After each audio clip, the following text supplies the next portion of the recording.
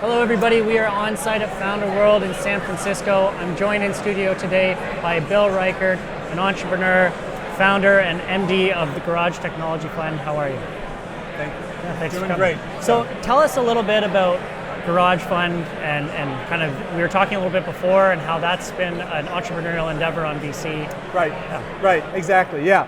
So as I was saying, I spent most of my career as an entrepreneur starting up mainly software companies. And then in 1998, I got together with Guy Kawasaki and a few other people to try to reinvent the venture space. And so we started Garage Technology Ventures to be a new kind of venture capital firm. And so the big idea was to have the broadest global outreach of any venture capital firm. So we, from day one, our big idea was that the next big thing is not really about technology, it's about entrepreneurship. And so what we wanted to do was tap every brilliant entrepreneur we could find wherever they were on the globe and then bring them into the venture ecosystem, fund them along the way, and take a piece of equity as part of that. So, we did companies from all over the world and from nearby, out of Stanford, like companies like Pandora on the one hand, and then a company out of Finland called UNAV, which did a chip. So we've been all over the place starting up companies. So that was the big idea for Garage when we started. Fast forward, it's now 2015. It's a wildly different world, right? Yeah. And we were right. It turned out that entrepreneurship has gone global. And so we've decided to partner with the group here called F50 to create the F50 Garage Venture Fund to take advantage of all of the energy that's going on here. So we've got, for those of you who are listening in, we've got thousands of entrepreneurs here meeting and greeting one another across, I think, 100 different pavilions with all sorts of new technologies, from space technology to software apps to 3D manufacturing to you name it. So that's what I love, is finding these brilliant emerging entrepreneurs, figuring out a way to help them be successful, and then investing in the best of them along the way. So that's awesome, and you did turn out to be really prophetic, it seems. Like if you look around like this to believe room, so, yeah, right? everywhere else. So do you have any thoughts as to why that happened? Like why the kind of rise of entrepreneurialism across the globe?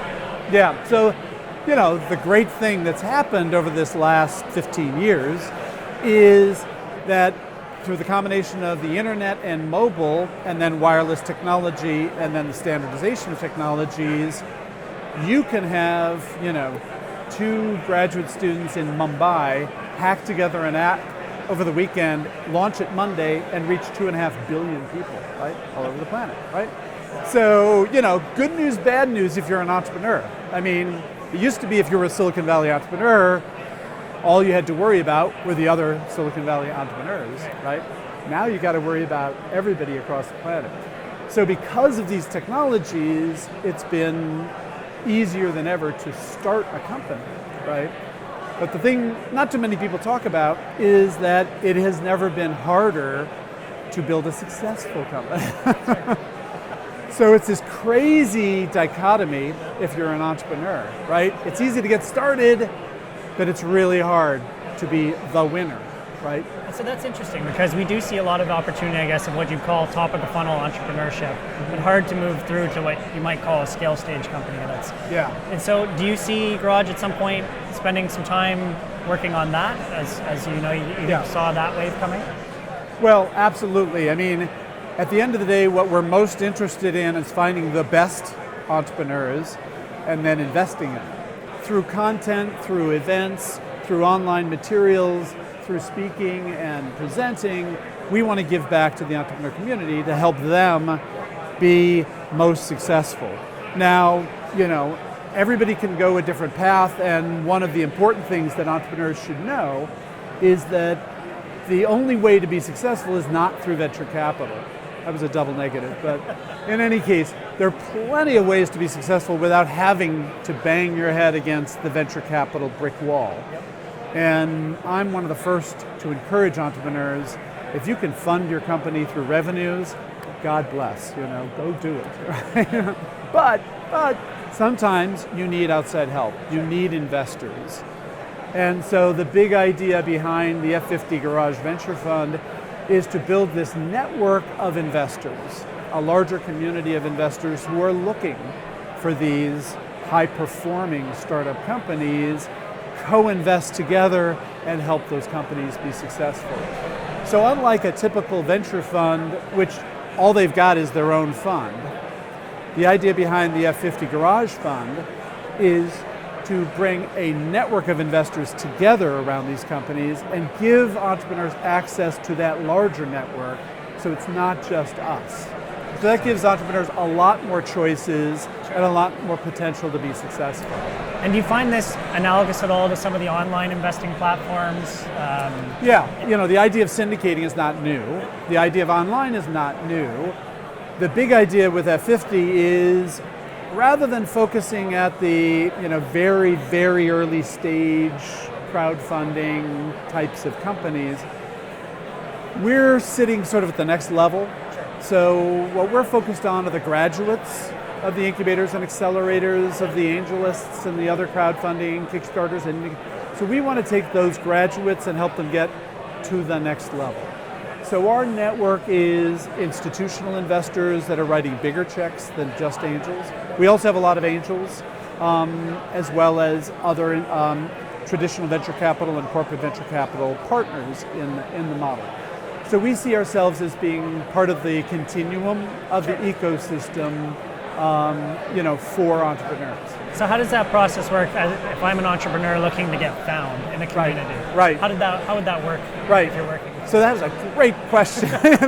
So the first thing you do is you plug in, and the first place you plug in is at f50.io. So go to f50.io. If you're an entrepreneur, you can register and you can put together your profile on the F50.io site. And then you can use that to tap into a network of investors, other entrepreneurs, and other resources to help you, grow your company.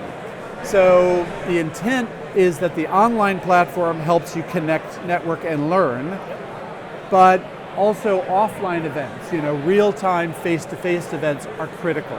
So obviously with a global reach that you guys have, you're going to see a lot of deal flow. So what's the advice you could give to entrepreneurs who are, looking to reach out to you? Yes, thank you. Something I spend a lot of time trying to help entrepreneurs get better at is being more effective at articulating their value proposition. So, most entrepreneurs, most developers, they love to talk about their product, right? I was there too. Yeah. My product, it was so beautiful, it was so gorgeous, it was so sexy, it was so cool, and we love talking about our products, right? But at the end of the day, customers want to know what value you create for them. Investors want to know what is your unique and compelling value proposition. So, entrepreneurs, please, when you're talking to investors, when you're talking to customers, when you're talking about your company, don't get wrapped up in the product. 3 tricks to being successful: be clear, be compelling, and be credible.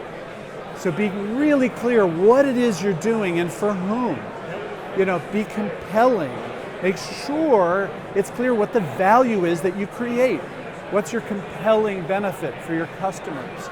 It can't just be a little better, it's got to be a lot better. It's got to be insanely better, right? If you're going to get people to pay attention. And then lastly, be credible, because, the problem is everybody lies, right? Right? We all lie. So that's okay, But, to differentiate yourself from all the other liars, it's really helpful if you can offer some concrete evidence that what you're saying is true, right? That you really are different, that there are customers who have looked at what you're doing and have said, wow, that's amazing stuff, let's do that instead of that other stuff that we used to use, right? So be clear, be compelling, and be credible. That's my advice to entrepreneurs. Yeah, that's excellent advice. Okay. So we talked about this a little bit earlier.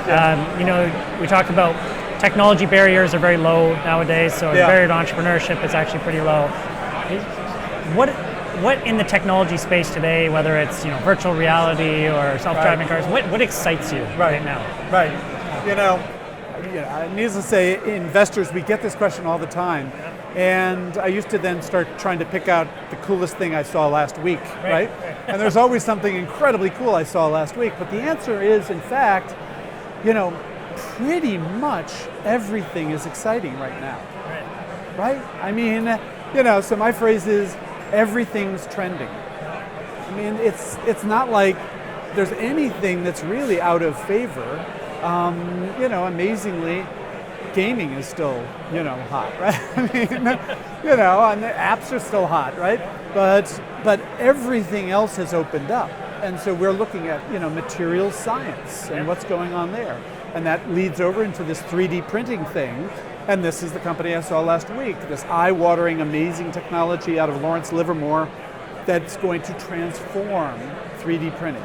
Unbelievable stuff, to all the stuff in artificial intelligence, machine learning, this artificial neuron company that I saw that is building a neuron in a chip that is 5,000 times faster than a neural network computer. 5,000 times, right? Amazing stuff. So everything, I can't hardly think of a sector that isn't interesting right now. Not to mention, everything Google has its fingers in, right? You guys have your fingers in, obviously, in the virtual reality and in the autonomous vehicles and, all this AI stuff and machine learning and everything in between. It's an amazing time, right? It's unbelievable, right? Quantum on the horizon, and it's, Right, any day now we're going to have quantum computing, right? That just blows everything open. And then now fusion, right? Yeah, Fusion's going to happen, knock on wood, right? So it's an astonishing time, and gotta, thanks to Google for stimulating all this interest globally around tapping into all these opportunities. Yeah, and that's really why we're excited to be places like here. All these really interesting individuals who are excited about it. Yeah. So that's a good segue into another question. What is your favorite Google technology? So, God dang, everything good. There's so many things that Google has permeated, right? And so obviously, Google Search and Google Mail just permeate our lives, and so we don't even think of them anymore, right? It's like, it's like the fish in the water, right? You don't know that you're in water because Google is just there, unless you travel to China. Right. And then you kind of, all of a sudden, you're in China and you say, well, crap, I can't. Wow, okay. So that might have been politically incorrect, I don't know. But it's okay. But no, I just love that Google is willing to tackle anything and everything. I had the opportunity to be over at Google X and see the renewable energy things that Google is doing, and the Wi-Fi things that Google is doing, and those are very, very cool technologies. But I got to say, so just this last weekend, I was particularly enamored of Google Photos, and just the beautiful simplicity with which I can just upload that massive, chaotic mess of photos that I've got, and you guys organize it for me. Thank you. It's one of my favorite things. I really appreciate that. Yeah. Well, thank you very much for joining me. Well, thank you so much. Appreciate It's been such a pleasure. And thank you guys for joining me. My name is Kory, on site at Founder World in San Francisco.